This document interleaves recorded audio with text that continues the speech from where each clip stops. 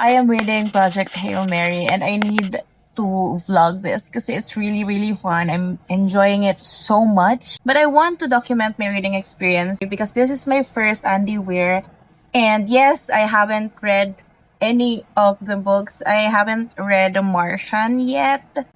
I know yun yung first na sumikat talaga, but this one more recent than The Martian. Pero there's also an upcoming movie adaptation for Project Hail Mary, and I'm very much excited to to see it. You know when they said na you have to do like immersive reading when you read Project Hail Mary, like reading it with your eyes and listening to the audio kasi to maximize your reading experience. This is one of the books na I totally agree na you have to do that way of reading. Immersive reading ang tawag nila.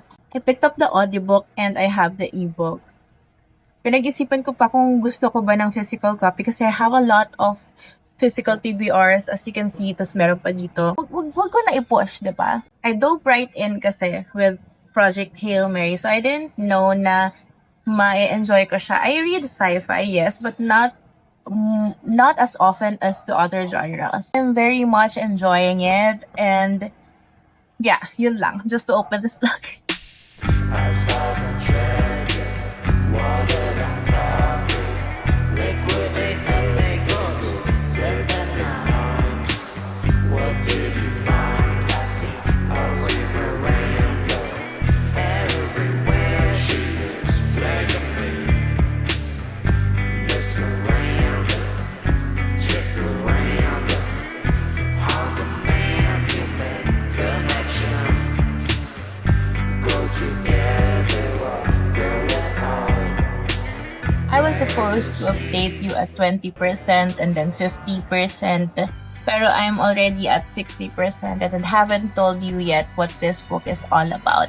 Sorry na, tuloy-tuloy kasi nakaka-enjoy siya, and also I have a lot of things to be done. It was a work day when I started reading it. So work basa, and I didn't have time to film. But anyways, Project Hail Mary follows a high school science teacher who was tapped to investigate and study this whatever phenomenon going on in the sun. So what happens is there's this alien substance na nag-i-eat ng heat of the sun, and eventually it will impact the earth and will freeze earth, as in 30-40 years na lang pinag-uusapan natin dito. So kailangan mabilis yung, tama ba? 30-40, basta maikli lang, hindi siya hundreds of years. So, kailangan mabilis silang kumilos. But the main character has no idea about this in the first few chapters. Kasi apparently, when you go outside the space, kasi it will take you years, diba? We all know that. It will take you Earth years before you arrive to another planet or another system. So, in this story, they had to go to another system and study another sun, another star na hindi gaano affected of this substance para ma-study nila how to reverse or how to cure whatever is happening in our sun. So within the years of travel outside Earth, maraming mangyayari sa human mind, sa physical body natin. And to prevent that, they had to put the astronauts or the scientists na lalabas into a coma. The recovery will not be that easy. Hindi siya yung magigising ka lang. Unti-unting, maybe to protect your mind then talaga naturally, unti-unti yung pag-flashback ng memories mo and ng information and knowledge mo. Hindi siya isang wave of information na dadating sa'yo when you wake up. So, our main character had to adjust pa in a few days or maybe weeks to finally remember his purpose, bakit siya nandun, bakit siya na lang yung mag-isa, etc., etc. So, going forward he already knows and he already remembers. He had this strange encounter with a strange being. So, non-human, basically alien siya to us, but they have this whole system then. So, sa description, he's like a rock and like may limbs na rock. So basically, they have the same purpose, they have the same objective, kaya sila nagtulungan together. And they also have, it's like his counterpart eh. Rocky, as we call him, is also a scientist in their world, pero kind of like an engineer kasi his team also oofed. So both of them had the same experience. Pero there are a lot of science stuff na hindi alam ng humans and may science stuff din sa human science na hindi din alam ni Rocky or ng science nila. So there's a little bit of humor in there. There's a little bit of education in there, and the more I read reviews, the more I realize that this is fun kasi you don't have to worry about the science. You don't have to call it academic na you need to search or Google terminologies or even the math. Most of the reviews that I have read, they say that the science makes sense and the math is correct. So it's just super nice na you just have to follow it, and somehow you also get it kasi yun nga, the way that the main character needs to remind himself pa of the process of the scientific term, process, ano yung kung paano niya natutunan itong bagay na to. So, it's also like a learning experience for you as a reader. Same with their encounter with, or his encounter with Rocky. Kasi kailangan din niyang turuan si Rocky, and si Rocky can also needed to introduce him to different kinds of sciences. Ang ganda nung science part of it. But it's also, there's humor in it. I also mentioned there's humor in it because all the way through, from the start hanggang dulo to, hanggang sa maging emotional na, there will be a singit of pangit. There will be like sparkles of humor in it.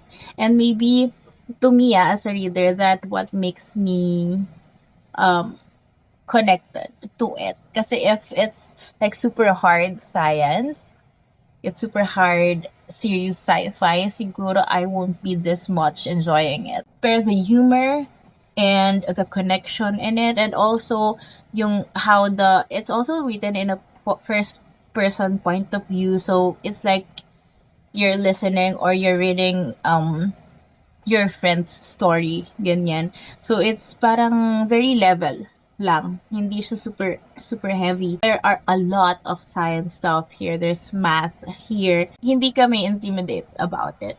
So it's really good. I'm super enjoying it pa din at 60%. I think I'm 63%. There was a time na I listened lang to the audiobook. Tapos after one chapter, I read again. Tapos after one chapter, we go to audiobook. The more I go into the story, the more I get excited with the movie adaptation. Tapos nakikita ko pa sa social media, there are very overwhelming reviews. So super na-excite ako kasi whenever I read it, and also yung naririnig ko yung audiobook, I imagine na how it would look like in the cinema. So super excited ako talaga. Wala akong ibang masabi. Excited lang talaga ako.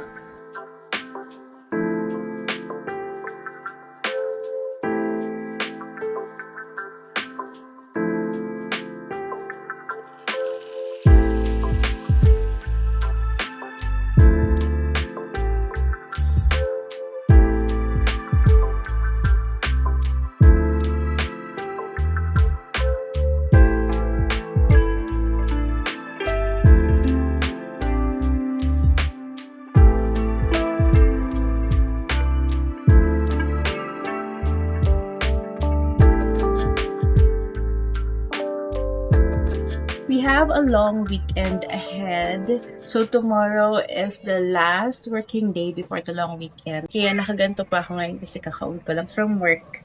And since it's the long weekend, I will have more time to read, hopefully. Pero we're also going out. I will see Project Hail Mary in the cinemas with Nemo. Tapos, on Sunday, we will meet Joris. So, na-meet niyo na siya. Nasa vlog ko siya before. So, you will meet her again. We will exchange books kasi she has books here. Tapos, I also have books from her. So, swap lang. We are going to watch Project Hail Mary on IMAX. I'm with No.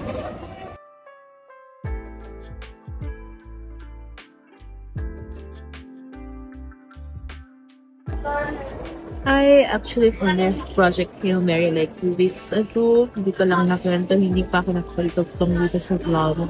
So, I just have like a class tomorrow. This volume na ito nga. Papanoorin na natin si Project Hail Mary. And we are watching it on IMAX. I'm so excited. Hinata ko lang si Mimo dito pero sana may enjoy nyo din. Had a really fun time with it and it's not just, I thought it's something na yung sad in a way na there will be sacrifices of some sorts. Yes, meron man, pero hindi the way that I expected it. So, it's not that predictable. Pero it's supposed to go with it. At the same time, there's something in it na yung explain properly since first develop talaga niya. Kaya ngayon, nagastusan natin siya. Friend, I'm experienced. Sana ba? Aga nang dumating dito pero wala na yung spot na gusto ko. Naubos na. Napuno lang yung taas na part. So, nasa may pinaka-dulo kami. Ba't sa babang part? Snowy? Snowy ba tawag ito? Snowy bubblegum. Tapos Nemo had her grapes naman. This is the game. We're done. How is it, Be? Good. Nemo cried. Ikaw din naman.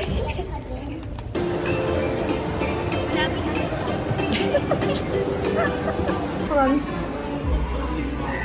Dapat pala binidyo ko yung kwento mo. And then, kwento mo ulit.